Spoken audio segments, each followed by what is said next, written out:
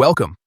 In this video, I'll show how to mute notifications for the Comment Daily Digest on the Instagram app on your PC, especially after the latest update. If you've been getting too many notification summaries about comments, this quick setting change will help you stay focused and keep your notifications under control. Let's get started. First, open the Instagram app on your PC.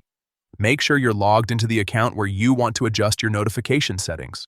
Once you're on the home screen, look to the bottom left corner. You'll see the three-line menu icon. Go ahead and click on that to open more options. From the menu that appears, click on Settings. This is where Instagram keeps all your account preferences and controls. Inside Settings, find and select Notifications. This section allows you to manage exactly what alerts you receive and how often you get them. Next, click on Push Notifications. Here, you'll see a detailed list of all notification types that Instagram can send to you. Now scroll down until you find the option labeled Comment Daily Digest.